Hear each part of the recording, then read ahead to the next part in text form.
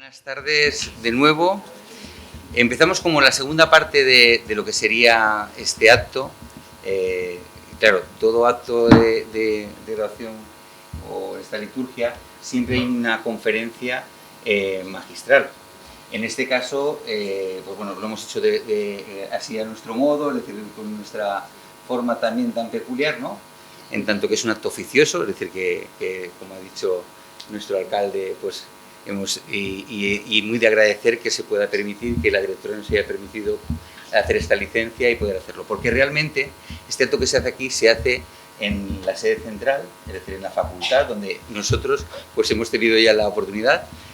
El que ha salido antes en la foto que lo hemos aplaudido es que es el premio extraordinario de carrera, pero yo creo que es histórico, ¿no? Por la medida que tiene, creo que no hay nadie hemos tenido. Este es un holandés, yo lo dejo de caer para que sepan qué clase de grupo, ¿vale? Que es don Germán, que además de ser notario, lo digo por si alguien necesita algo, lo único que viene desde Madrid, pero bueno, ha sido un hombre tremendamente generoso y muy de agradecer, ¿no? Al igual que el resto. Pero bueno, en esta segunda parte vamos a decir, porque claro, al final, ¿de qué se trata? Se trata también de que ustedes conozcan a través de todo lo que abarca la filosofía. Antes aquí se ha hablado muy bien de la importancia que hay, y para ello, pues claro, poder contar con el que es el decano de la Facultad de Filosofía no es algo menor. Para nosotros, yo antes se lo decía fuera de cámara y antes de empezar, la llegada de don Jesús a nuestras vidas supuso muchísimas cosas. No solamente por la heterodoxia, no porque es uno de los mejores, como ha dicho Rubén, de los mejores filósofos, y no estoy siendo exagerado, sino es que es un dato objetivo, y ahora ustedes lo sabrán, quién es don Jesús Zamora Bonilla, nuestro decano. Su forma de poder abordar, es decir, las materias que nosotros hemos podido impartir con él, y la manera que ha ido marcando, ha hecho que nosotros, es decir, además de amar esta bellísima carrera y esta bellísima profesión, pues la hemos podido aprender con más gusto. Él ha entendido que la filosofía hay muchas formas de aprenderla, y él ha imprimido, al ser decano significa que es el jefe, es decir, él es el que manda. Bueno, él es el que manda, ha imprimido una metodología que realmente, es decir, nos ha hecho y nos ha abierto muchísimo la mente. Así que muchísimas gracias, decano, por su apuesta por esta metodología dentro de la Facultad de Filosofía en materias tan complejas como las que teníamos. Hoy, claro, hablar de don Jesús,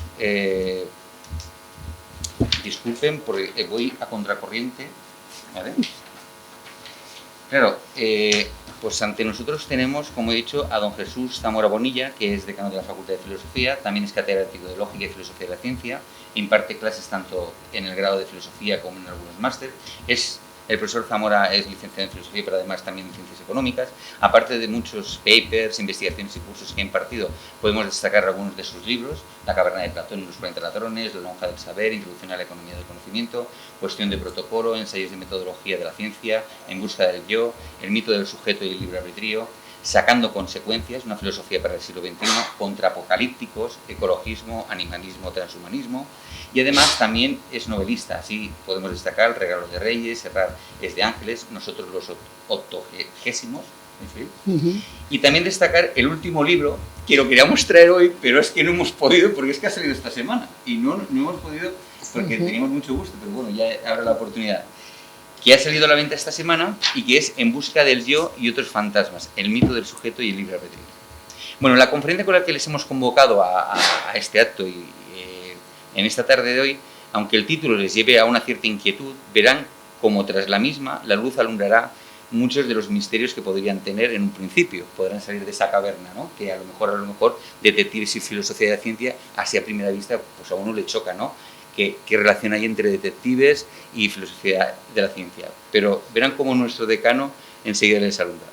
Pues para nuestro decano hay dos conceptos que se dan la mano irremediablemente: la novela policíaca y la filosofía de la ciencia.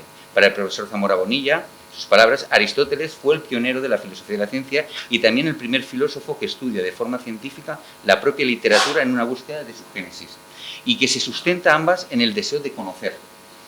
Y tanto en la filosofía de la ciencia como en la trama de la novela negra está en la intriga de averiguar qué ha pasado. y cuál es su explicación, algo que está dentro de nuestra función en la filosofía, ¿no?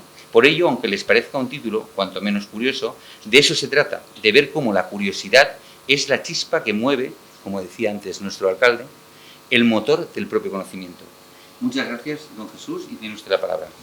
Gracias.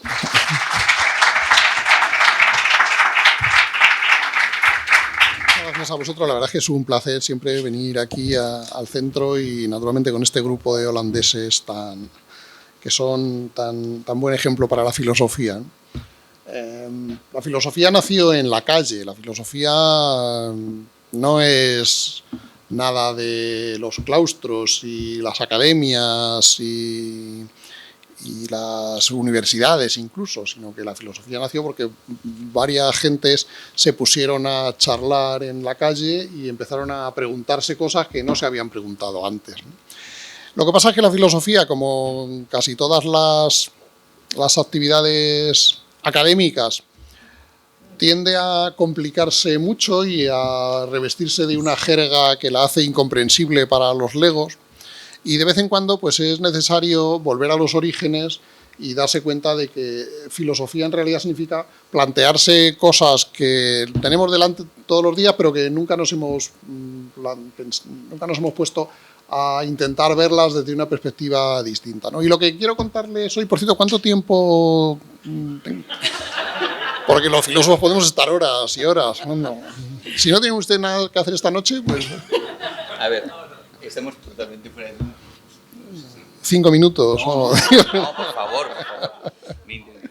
Muy bien, vale. ¿Sí? Estupendo, sí. Bueno, por cierto, estaba pensando cuando estábamos dando los diplomas que esto de la filosofía es una droga, ¿no?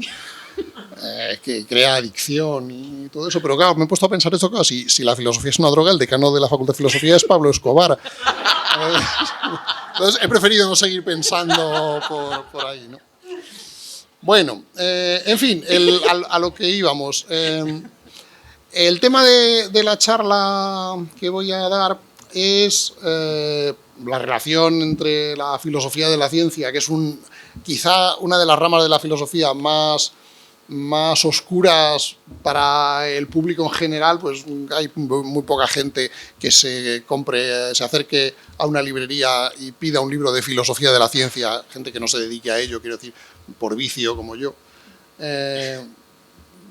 Y en cambio las novelas de detectives, la novela negra, la ficción criminal, pues es un género de los más populares que existen, ¿no? Y no solo como género literario, sino también desde luego pues en el cine, la televisión, etcétera, etcétera. Y voy a intentar hacer una relación entre ambas cosas, ¿no? Algo que normalmente no he encontrado nunca. De hecho, cuando empecé a prepararme la charla, pues busqué bibliografía sobre el tema y no encontré prácticamente nada que lo pusiera en relación, ¿no? Y es algo curioso. Por cierto, justo a la vez que yo preparaba esta charla, pues un compañero de nuestra facultad, el profesor Ramón del Castillo, también acaba de sacar un libro sobre la relación entre la novela de detectives y la filosofía, no de la filosofía de la ciencia, porque él se dedica a ramas más normales de la filosofía.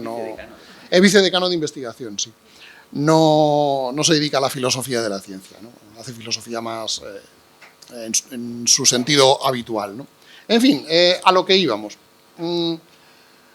¿Qué tienen en común? Bueno, me ha hecho un spoiler aquí el amigo Juanlu de la charla, y lo que tienen en común básicamente la filosofía, y la filosofía de la ciencia en concreto, y la novela de detectives, pues esto es una frase de Aristóteles, que a los filósofos nos encanta esto de citar cosas en griego, no se asusten ustedes que enseguida lo traduzco. Pantes anthropoi tueidenai aregontai physei. ¿Qué significa? Todos los seres humanos tienen por naturaleza el deseo de saber, o sea, que somos unos cotillas. Nos encanta enterarnos y entender las cosas, ¿no? Esto es la primera frase del libro más importante, bueno, uno de los más importantes de Aristóteles, que escribe muchos libros importantes, conocido como la metafísica. Este es el señor Aristóteles. Y Aristóteles prácticamente creó el saber occidental, en el sentido de que casi todas las ramas del conocimiento pues, pueden rastrear sus orígenes a alguna obra de Aristóteles. Fue el primero que escribió tratados sobre la mayoría de los temas que hoy se estudian en las universidades, ¿no?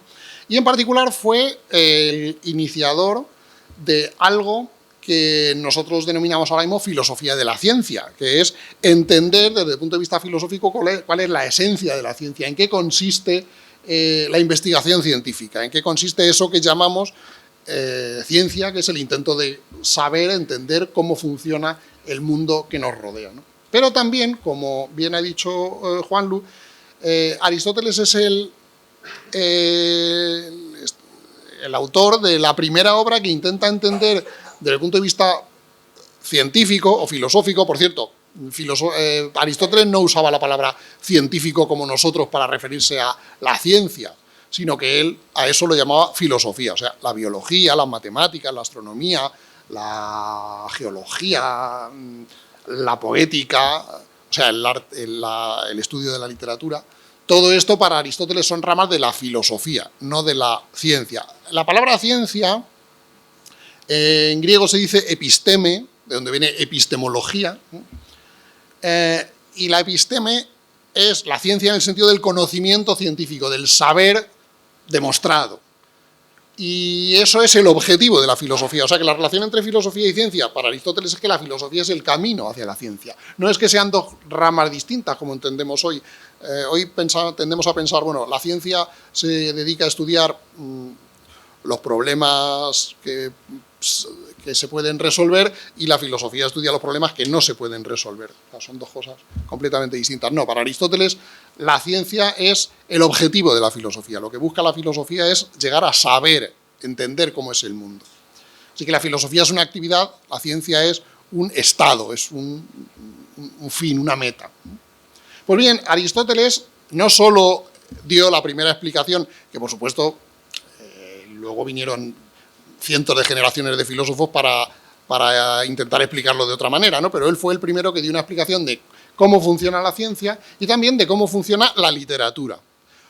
Lo que pasa es que él, la literatura que estudió en su poética no es toda la literatura, sino una rama en particular de la literatura que era muy importante en su época y que es la tragedia, bueno, el teatro. En realidad, si han leído o visto ustedes El nombre de la rosa, pues les sonará de ahí la poética de Aristóteles, que es un libro central en la trama de la novela, de la película. La poética de Aristóteles estaba formada por dos libros, o capítulos, como la llamaríamos ahora.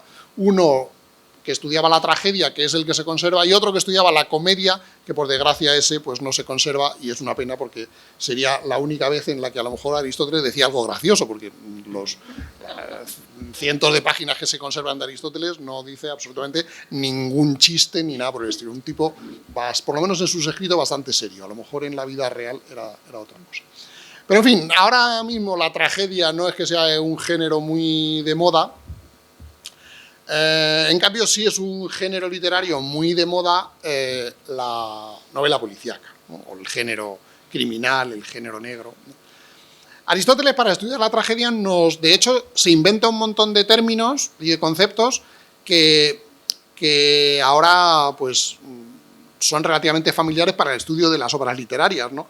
La idea de unidad de acción, o sea, que una obra tiene que tener una acción continua, no debe dividirse en un montón de tramas, aunque esto, por supuesto, luego la literatura posterior y el cine posterior pues lo ha jugado con ello, ¿no? Y conceptos pues como peripecia, mímesis, que significa imitación, o sea, el teatro imita la realidad, catarsis, que significa purificación, que es la experiencia que tiene el espectador ante la tragedia, que es después de ver los dramas que están pasando ahí, lo que sufren los personajes sobre el escenario, etc., pues cuando termina sientes como una especie de alivio, ¿no?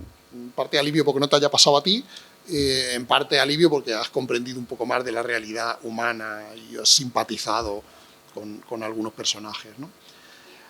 Anagnórisis, que es un término más complicadillo, que significa reconocimiento, que es algo que solía ocurrir en casi todas las obras de teatro antiguas, que es el hecho de que hay dos personajes que no se conocen entre sí, pero que sí tienen una relación, y tarda, el argumento consiste en ir esperando hasta que se dan cuenta de quién es cada uno el otro, ¿no? Digamos, descubrir el misterio. El ejemplo más claro es en la obra que conocerán, Edipo Rey, que Edipo al final se da cuenta de que la reina con la que está casado es su madre, ¿no? Y en la novela policíaca pues aparecen también todas estas cosas, ¿no? El reconocimiento en la novela policíaca desde luego sería el descubrir al asesino, ¿no? Y el concepto fundamental del estudio científico que hace Aristóteles sobre la tragedia, hoy diríamos sobre la narrativa o sobre la ficción literaria, es el concepto de verosimilitud, que quiere decir que el arte tiene que imitar a la realidad. No en el sentido de que no sepamos distinguir si es verdad o no, sino en el sentido de que cuando estamos viendo la obra nos parezca que es verdad, aunque sabemos que es mentira, pero mientras la estamos viendo nos la creemos, nos parece que es la realidad, ¿no? Y eso es la principal característica de una buena obra literaria, ¿no? En cambio, la ciencia, también, por supuesto, nos la explica Aristóteles en la obra esta que mencionaba en la página anterior, los segundos analíticos, perdón. Los primeros analíticos es la obra en la que introduce la lógica, los segundos analíticos es la obra en la que introduce la filosofía de la ciencia, pues aparecen temas que a los filósofos seguro que les sonarán mucho más, conceptos como definición, causa, inducción, axioma, demostración, y sobre todo, el objetivo de la ciencia es la verdad. El científico busca la verdad. El autor literario no busca la verdad, busca la verosimilitud, que es algo como una especie de sucedáneo de la verdad, pero que da más gustirrinín. Pero en fin, vamos a echarla, la verdad que ven ustedes 20 ahí, ahí no lo ven. Aquí aparece el número de páginas, pone 20, está en la cuarta. No se asusten que me voy a quedar en la mitad o menos. De lo que voy a hablar es de la comparación entre estas dos cosas, la novela policíaca y la ciencia, desde el punto de vista de los dos conceptos fundamentales de la teoría del conocimiento, que son el sujeto y el objeto. El sujeto que conoce y el objeto que es conocido, ¿no? Conceptos que, por cierto, a Aristóteles le quedan un poco lejos. Estos son conceptos que se desarrollaron más bien a partir de la Edad Moderna, a partir de autores como Descartes, Spinoza, Hume, etc., ¿no? Pero, en fin, con respecto al sujeto del conocimiento, el objeto, pues lo podríamos definir en términos griegos con esta frase, dice, igria tiskurtinas, que bueno, en realidad significa, es una cosa que me he inventado yo, es griego bueno de verdad, ¿no? Pero no lo dice Aristóteles, esto lo pongo yo, y es, como se diría en griego, la vieja del visillo. El sujeto del conocimiento es quien desea saber, quien quiere enterarse de las cosas, ¿no? El objeto del conocimiento, pues naturalmente en la novela policíaca, ¿qué es? Pues el crimen, descubrir quién es el que ha matado a la víctima, ¿no? En el caso de la ciencia, pues lo que sea, pues, cómo se desintegran los átomos o lo que sea, ¿no? Pero vamos a centrarnos primero en el sujeto del conocimiento, que es el sujeto del deseo de conocimiento. ¿Quién es el que quiere saber? Y aquí encontramos la primera diferencia fundamental entre la ciencia, la investigación científica por un lado, y la ficción criminal, la novela policíaca por el otro, ¿no? El sujeto del conocimiento, pues parece obviamente en el caso de la novela policíaca el detective, es el que intenta averiguar la verdad, ¿no? En el caso de la ciencia, pues está el científico, la científica, pues en este caso Madame Curie, que descubrió la radiactividad, ¿no?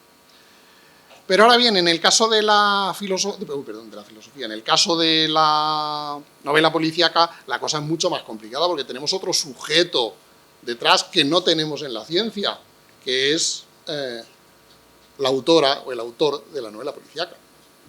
En la ciencia no está, por un lado, no hay un detective de mentiras imaginario, está el investigador de verdad y nada más, que pueden ser muchos, pero es una persona real. En cambio, en el mundo de la ficción criminal, la persona real no es el detective, normalmente, a lo mejor hay alguna novela policíaca autobiográfica, pero normalmente pues el detective es un señor o una señora que se inventa a alguien, y ese alguien, ese sujeto es el autor de la novela. En la ciencia, ¿quién es el equivalente al autor? Bueno, pues sería el mismo, quizá, posiblemente, ¿no? Pero es que en el caso de la novela policíaca hay otro sujeto que en realidad es mucho más importante, que somos cada uno de nosotros cuando leemos una novela. ¿Quién es el que tiene el deseo del conocimiento? Pues tú, que estás leyendo una novela y estás ahí como loco a ver si te enteras de quién es el asesino. Evidentemente, la autora ya lo sabe, no necesita averiguarlo. Y el detective no existe, con lo cual ni sabe ni deja de saber, ¿no? Así que el verdadero sujeto es el lector. ¿Y este quién es en el caso de la ciencia? Pues tampoco parece que tenga equivalente, ¿no? Pero es que hay más todavía, hay más sujetos en el caso de la novela policíaca. Y es que tenemos aquí al narrador. Por ejemplo, muchas novelas de Agatha Christie que tienen a Hércules Poirot como protagonista, el detective, hay un narrador que es el capitán Hastings, que es un amigo de Hércules Poirot que va contando, que es el que va relatando la trama y que además representa un poco el papel del sujeto, del lector, perdón, porque tampoco tiene ni pajolera idea de lo que está pasando, no entiende nada, como el lector. Siempre está diciéndole al detective, a Poirot, ¿y usted por qué investiga esto? Esto no tiene sentido. Y el investigador, naturalmente, sabe mucho más que él, ¿no? Pues bien, esta no es dialéctica, es metadialéctica. Entre tantos y tantos sujetos, pues en la ciencia parece que no aparece por ningún lado. En este sentido, da la impresión de que el juego del sujeto en la novela policíaca es más complicado que en el caso de la ciencia. Aunque en realidad no es así, porque la ciencia, la búsqueda del conocimiento, en realidad es un diálogo, porque no está solo el científico, hay un montón de científicos. ¿Quién es el lector en el caso del trabajo del científico? Pues otros científicos. ¿Para quién escribe sus papers, sus artículos, sus libros? Pues los escribe generalmente para otros científicos, que son los que lo leen, lo utilizan, lo critican muy a menudo, lo despellejan, lo tiran a la basura, y sobre todo intentan demostrar que el otro no tiene razón, ¿no?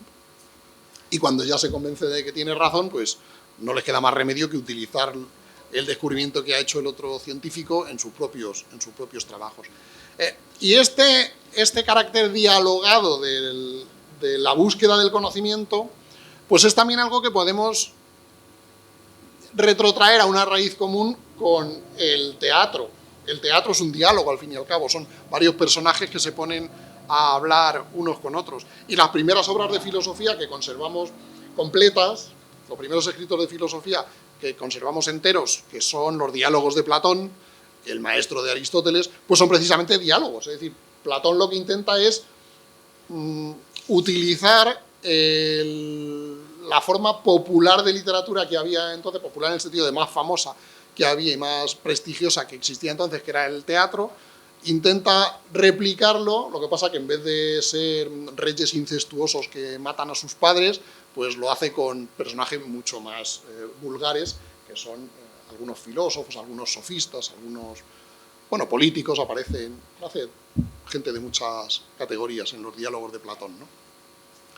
Y esta forma de diálogo, como manera de explicar el desarrollo del conocimiento en una obra científica, es algo que perduró mucho tiempo.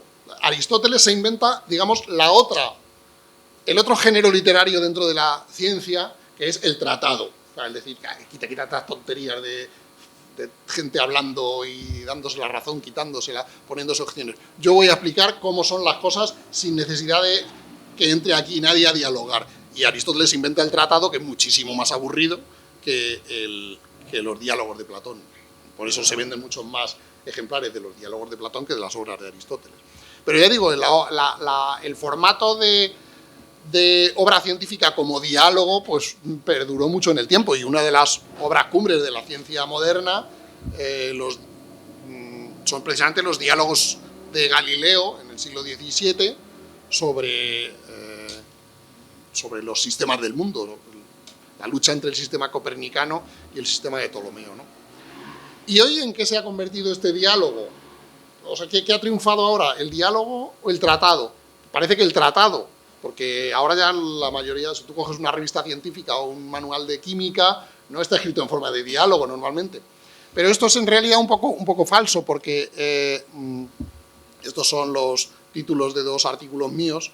En realidad, cada artículo de una revista científica es un fragmento de un diálogo. Los autores de los artículos científicos están continuamente dialogando entre sí. Lo que pasa es que en vez de dialogar metiendo frases o pequeños párrafos, pues cada intervención es un artículo de varias páginas, ¿no? Pero normalmente podemos entender el juego de la ciencia como un juego en el que hay varios personajes que se están intentando convencer los unos a los otros, ¿no?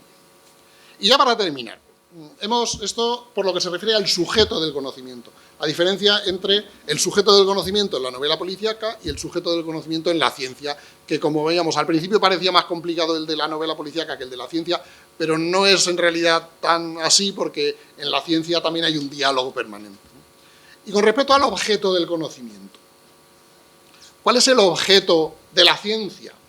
Pues todo, absolutamente todo. La ciencia lo puede estudiar todo, puede estudiar hasta la novela policíaca, lo puede estudiar cualquier cosa que se nos ocurra, se puede intentar hacer un estudio científico de ello.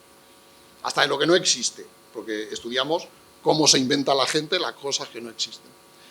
En cambio, ¿cuál es el objeto del conocimiento en la novela policíaca? Pues aquí, en cambio, lo que es simple es la ficción criminal, no la ciencia, porque en la ficción criminal solo hay un objeto del conocimiento, solo hay una cosa que intentamos averiguar, que es quién carajo mató a la víctima. Esto es de lo que van todas las novelas policíacas. Ha habido un muerto, ¿quién lo ha matado? Esto es todo, ¿no? Y ya para terminar, la cuestión es, bueno, ¿y por qué? O sea, ¿por qué la novela policíaca? O sea, si uno coge el Código Penal, anda que no hay crímenes distintos. Y faltas, delitos, bueno, y ya coge las leyes fiscales. Hay delitos a montones, porque en la novela criminal solo aparece un delito, que es el asesinato. Normalmente ni siquiera el homicidio. Hace poco leí una novela en la que al final la solución es que era un homicidio, no un asesinato, y tenía su intríngulis, ¿no? Es una cosa rara. Normalmente la novela policíaca es un asesinato. ¿Y por qué? ¿Por qué, habiendo tantos crímenes, a la gente solo le gusta una ficción en este género en el que el crimen es un asesinato?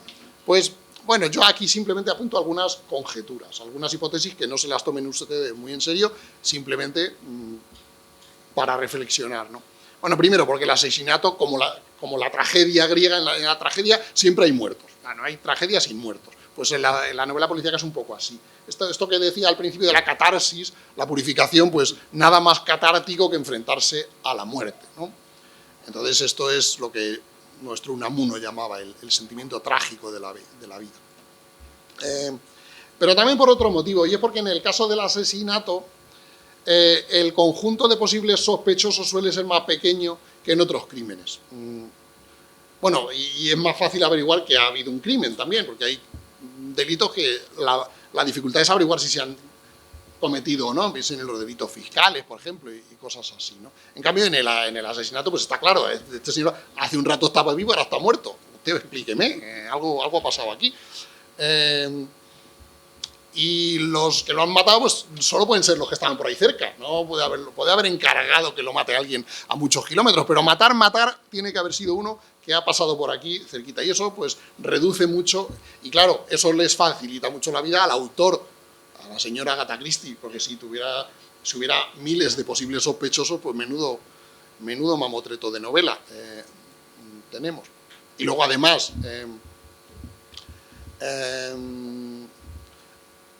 en muchos de estos casos, bueno, yo creo que no sé, la mitad de las novelas policíacas, el móvil está bastante claro, al final por lo menos, es el dinero, o sea, es para heredar al muerto. Y claro, si tú matas a alguien para heredar, pues es porque quieres disfrutar del dinero, y eso pues no se puede ocultar tan fácilmente, ¿no? Solo para comparar, imaginémonos otro tipo de crimen, que es el robo. ¿Qué pasa en las ficciones que tratan sobre robos? Porque resulta que el héroe no es el detective, el héroe es el ladrón, en la mayoría. Uno ve una película de ladrones y va con el ladrón. El policía es el hijo puta que intenta coger al ladrón. En cambio, en la novela negra no. El asesino es un malo, malísimo villano y el detective es el héroe, ¿no?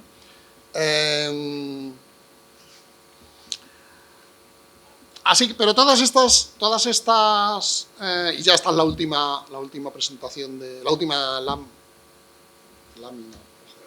Diapositiva, perdón, de la presentación. Todas estas características señalan, estábamos hablando del sujeto y el objeto. ¿Por qué el objeto es el que es? Pues la explicación nos la da el sujeto.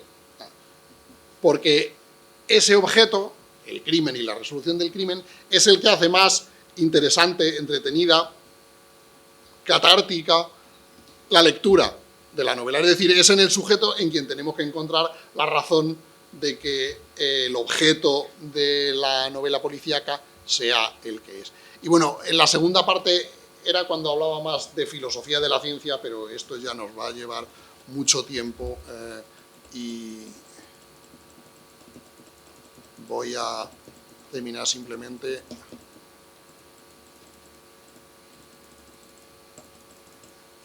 Vaya. ¿Cómo se va para atrás? Ahí, no sé.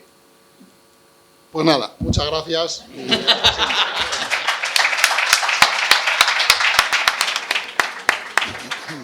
Bueno, pues, profesor Zamora Bonilla, la verdad es que un placer, muy sintetizado, porque la verdad es que ha sido tremendamente generoso con el tiempo, es decir, porque lo ha sintetizado mucho su exposición. Nosotros le pedimos esta conferencia porque nos llamó mucho, hizo un curso este verano en Mallorca, creo que fue sí, en Mallorca, Elemental Querido Poirot, era así, ¿no? Como se titulaba, y donde se abordaban pues todos estos aspectos y fue muy llamativo. Y la verdad es que bueno, ha sido muy generoso en tanto que ha tratado de sintetizar para todos nosotros y sobre todo lo ha adaptado mucho al público tan familiar y cercano que ha hecho, y yo le agradezco mucho el esfuerzo que ha hecho. Yo, si alguien quiere hacer alguna pregunta, la podemos trasladar. No sé si alguien tiene alguna pregunta. Si no, yo, nada más que como coordinador de esta actividad y como alumno que he sido de usted, darle las gracias por haber estado en este acto, por su generosidad y por crear este tipo de escuela que está creando usted y que seguramente, es decir, nos hará posible que esta Facultad de Filosofía, usted lo dijo en la graduación que hicimos en Madrid, somos la facultad más grande de España, eso es así, es un dato objetivo, pero gracias yo creo que a la metodología y a lo que usted está impregnado y está introduciendo, igual que tenemos aquí a nuestro alcalde y él introduce un modelo de ciudad, tenemos a nuestra directora que introduce un modelo de centro asociado, una vicerrectora que entiende cómo tiene eso, usted ha entendido cómo está y usted está imprimiendo, es decir, una forma de que la Facultad de Filosofía funcione.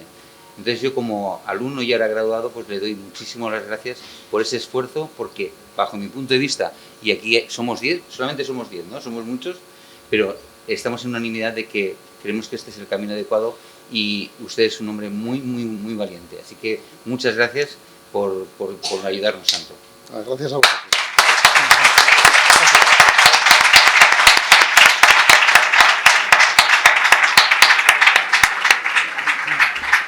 Y bueno, queridas familiares, amigos,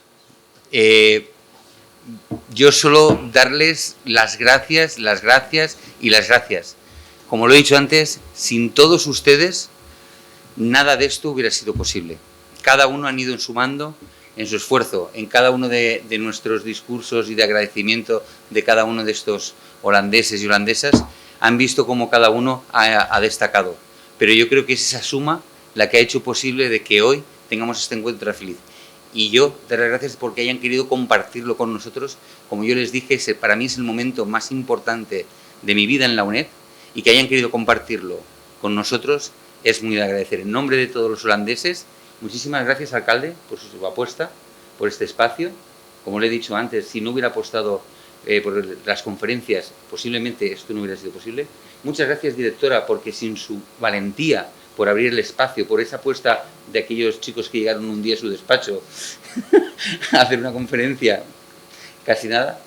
Muchas gracias, vicerrectora, porque, bueno, no lo ha dicho ella, pero acaba de firmar la primera cátedra aquí en Castellón y tenemos la segunda en marcha, eso ya lo dirá el alcalde, por tener Villarreal como un centro de referencia. Muchísimas gracias. Y, como le daba a usted, también a la facultad y sobre todo a todos ustedes por hacer posible que Conferencias Blancas lleven 12 años. Don Juan Carlos, antes le hemos nombrado, él ha venido, le tengo que dar las gracias, él es uno de nuestros maestros, de los que antes Rubén ha destacado, de los que estuvo en nuestros primeros pasos, el que nos hizo engancharnos a este grupo junto con don Amador, cogió el testigo cuando faltó don Amador. Así que muchas gracias, Juan Carlos, por ser lo que es. Gracias.